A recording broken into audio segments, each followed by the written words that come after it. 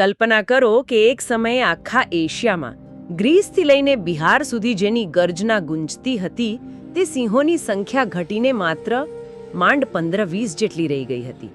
એક એવી પ્રજાતિ જે લુપ્ત થવાના આરે હતી, આજે તે ભારતના ગૌરવનું પ્રતીક છે. આ વાર્તા છે મૃત્યુના મુખમાંથી પાછા ફરવાની.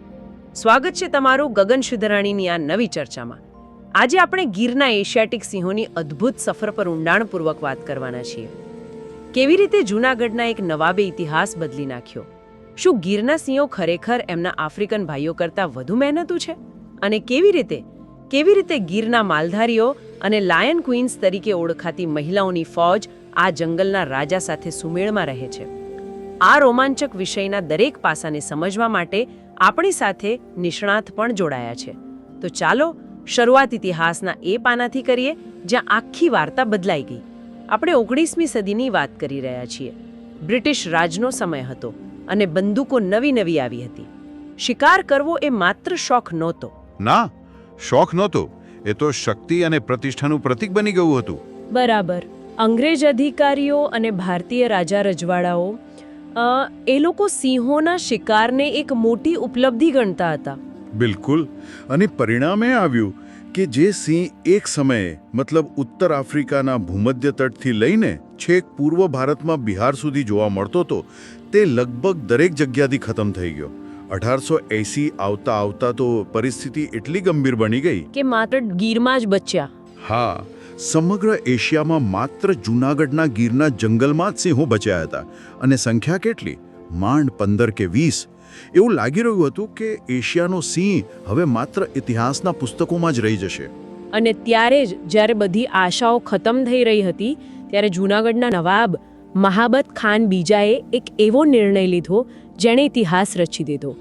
એમણે ગીરમાં સિંહોના શિકાર પર સંપૂર્ણ પ્રતિબંધ મૂકી દીધો. અને માત્ર પ્રતિબંધ જ નહીં, એમણે એક જાહેરનામું બહાર પાડ્યું કે આ સિંહો મારા શાહી મહેમાન છે. વિચાર કરો, એ શિકારના શોખીન યુગમાં આ એક ક્રાંતિકારી પગલું હતું. ખરેખર આ માત્ર ભાવનાત્મક નિર્ણય નહોતો, તે સંરક્ષણના ઇતિહાસમાં એક એમ કહી શકાય કે કન્ઝર્વેશન ટર્નિંગ પોઈન્ટ હતો. એ સમયે ભારતના વાઇસરોય લોર્ડ કર્ઝને પણ ગીરમાં સિંહના શિકારની ઈચ્છા વ્યક્ત કરી હતી.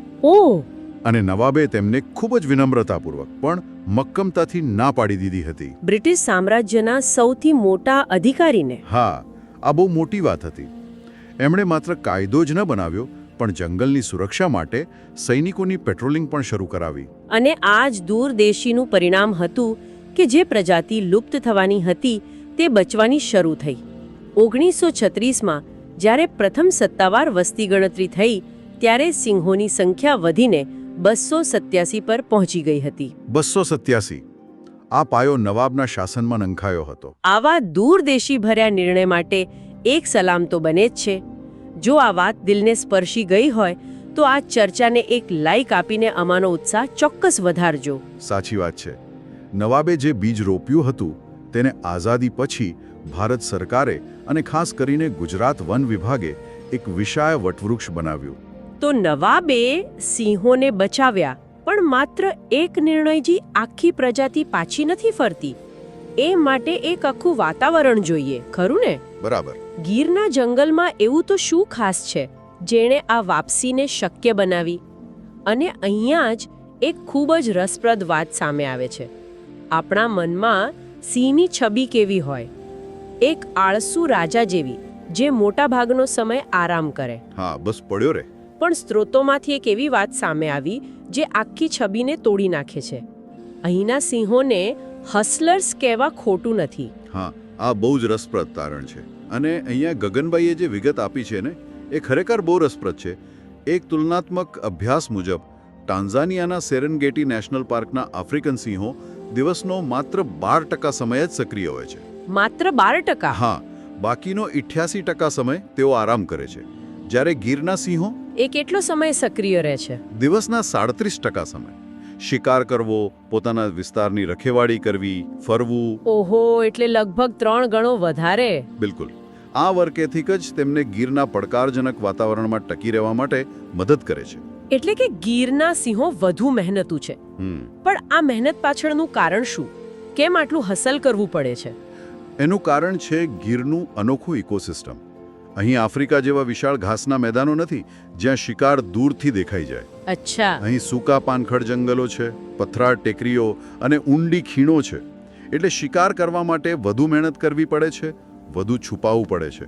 આ ઉપરાંત ગીરની 7 જીવાદોરી સમાન નદીઓ, હિરણ, શેત્રુંજી, રાવલ જેવી નદીઓ આખા વર્ષ દરમિયાન પાણી અને જીવનનો સ્ત્રોત બની રહે છે. એટલે આ સંપૂર્ણ વાતાવરણ સિંહો માટે એક આદર્શ ઘર પૂરું પાડે છે. એકદમ. અને આ વાતાવરણને સુરક્ષિત રાખવા માટેના આધુનિક પ્રયાસો પણ એટલા જ મહત્વના છે. યસ. 2020માં પ્રધાનમંત્રી દ્વારા પ્રોજેક્ટ લાયનની જાહેરાત કરવામાં આવી હતી. હા, અને એ અંતર્ગત લગભગ 2927 કરોડનું બજેટ ફાળવવામાં આવ્યું છે. મોટું બજેટ છે. બિલકુલ. અને પરિણામો અદ્ભુત છે. 2020માં જ્યાં સિંહોની સંખ્યા 674 હતી તે 2025માં વધીને 891 થઈ ગઈ છે. 891. એટલે કે માત્ર 5 વર્ષમાં 32.2% જબરદસ્ત વધારો. હા, આ આંકડા પોતે જ સફળતાની ગાથા કહે છે. અને આ આંકડાઓની સફળતા પાછળની કહાણીને ગગનભાઈએ જે રીતે રજૂ કરી છે તે આપણને ઊંડાણમાં લઈ જાય છે. તે માત્ર સંખ્યા નથી, તે એક જીવંત વારસાની નિશાની છે. પણ આ વાર્તા માત્ર સિંહો, જંગલો અને સરકારી પ્રોજેક્ટ્સની નથી. આ વાર્તાનું સૌથી મહત્વનું પાસું છે માણસ. સાચી વાત.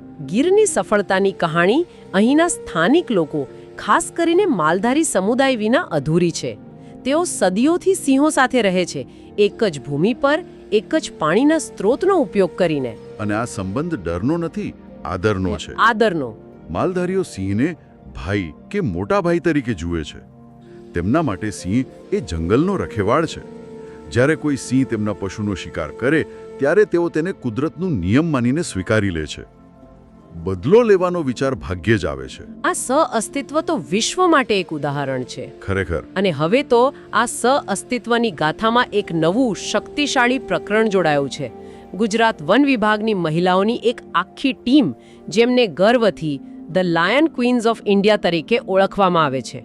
હા, રસીલા વાઢેર જેવી મહિલા ગાર્ડ્સ, જેમણે 1100થી વધુ પ્રાણીઓના રેસ્ક્યુ કર્યા છે. 1100થી વધુ, જેમાં 300થી વધુ સિંહો અને 500થી વધુ દીપડાઓનો સમાવેશ થાય છે. આ કોઈ સામાન્ય નોકરી નથી. જરા પણ નહીં. આ મહિલાઓ મોટરસાયકલ પર જંગલના ખૂણે ખૂણામાં ફરે છે, ઘાયલ કે બીમાર સિંહોની સારવાર કરે છે, કૂવામાં પડી ગયેલા પ્રાણીઓને બચાવે છે અને ગેરકાયદેસર પ્રવૃત્તિઓ પર બાજ નજર રાખે છે. એમની હિંમત અને સમર્પણ અકલ્પનીય છે. તેઓ માત્ર વનકર્મી નથી, તેઓ આ જંગલના સાચા સંરક્ષક છે. આ લાયન ક્વીન્સની બહાદુરીની ગાથા જો દરેક ઘર સુધી પહોંચવી જોઈએ એવું લાગતું હોય તો અમારી ચેનલને સબસ્ક્રાઇબ કરવાનું વિચારજો, જેથી આવી પ્રેરણાદાયક વાતો વધુ લોકો સુધી પહોંચી શકે. ચોક્કસ. પણ હવે એક મહત્વનો સવાલ. આટલો ગાઢ સંબંધ, આટલો અદ્ભુત સહઅસ્તિત્વ, તે માત્ર ભાવનાત્મક સ્તર જ છે કે તેની પાછળ કોઈ બીજું કારણ પણ છે? મતલબ? આ સહઅસ્તિત્વ પાછળનું અર્થશાસ્ત્ર સમજવા જેવું છે. અને ગગનભાઈએ આપેલા તારણ પરથી જો વિચારીએ તો આ સંબંધ માત્ર ભાવનાત્મક નથી પણ ખૂબ જ વ્યવહારુ પણ છે. અહીં તેમને તેમના પશુઓ માટે મફત ઉચ્ચ ગુણવત્તાનો ઘાસચારો મળે છે. બરાબર. એક અભ્યાસ મુજબ જો તેઓ જંગલની બહાર રહેતા હોત તો આ ઘાસચારા પાછળ તેમને અગ્રોમ ખર્ચ કરવો પડત. હવે એ વાત સાચી છે કે ક્યારેક સિંહો તેમના પશુધનનો શિકાર કરે છે. હા.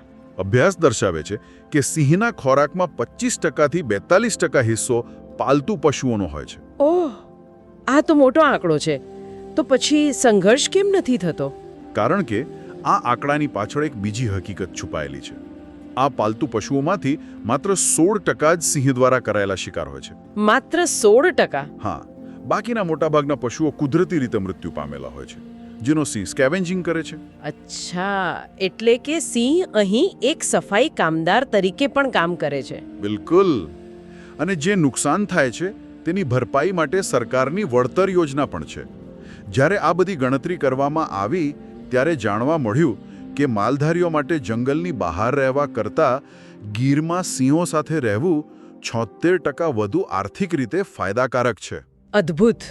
એટલે આ માત્ર સાંસ્કૃતિક સહિષ્ણુતા નથી પણ પાક્કું આર્થિક ગણિત છે.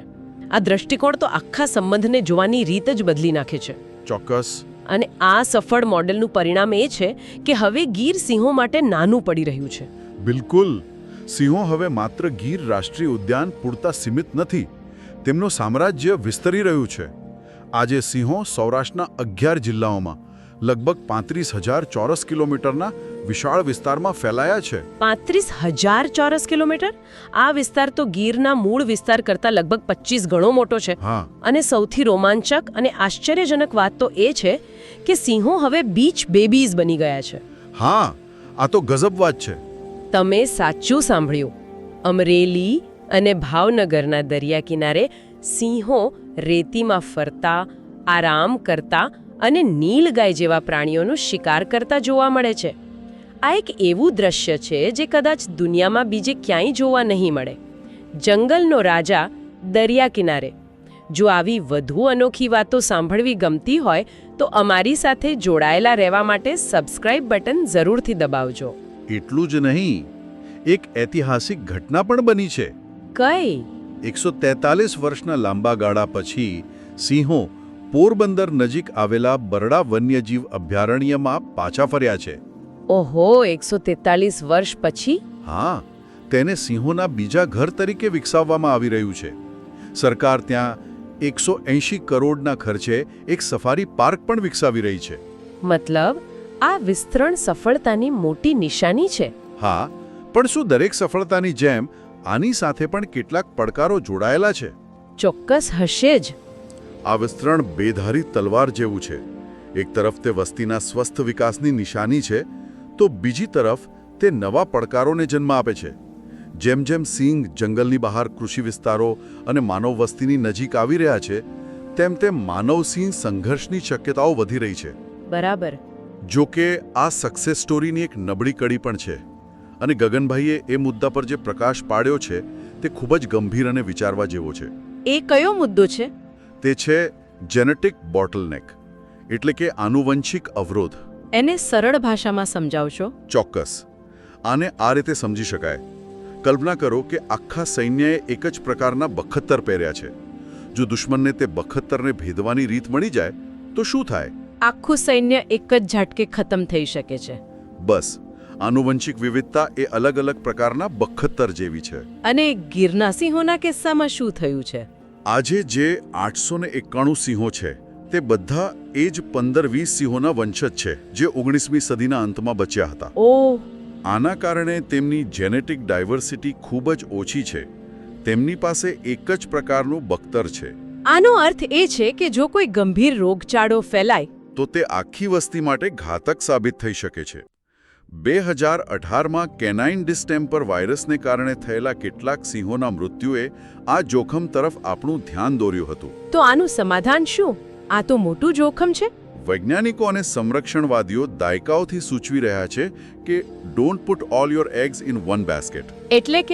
એટલે કે સિંહોની અમુક વસ્તીને બીજા કોઈ સુરક્ષિત સ્થળે, જેમ કે મધ્યપ્રદેશના કુનો પાલપુર અભયારણ્યમાં સ્થળાંતરિત કરવી જોઈએ, જેથી જો ગીરમાં કોઈ કુદરતી આફત કે રોગચાળો આવે તો પણ પ્રજાતિ બીજી જગ્યાએ સુરક્ષિત રહે. પણ આ મુદ્દો તો ખૂબ જ સંવેદનશીલ છે. હા, તે ગુજરાતની અસ્મિતા સાથે જોડાઈ ગયો હોવાથી તે ખૂબ જ જટિલ બન્યો છે.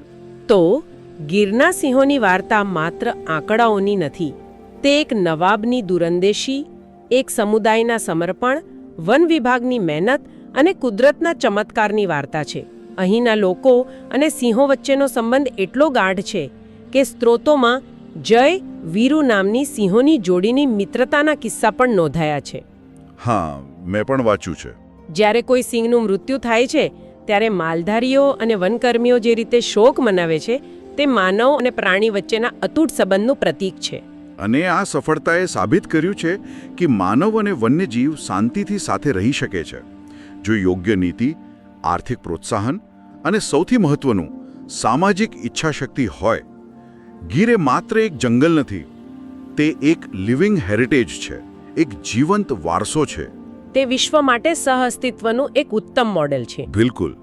આખી ચર્ચા પછી એક સવાલ મનમાં રહી જાય છે.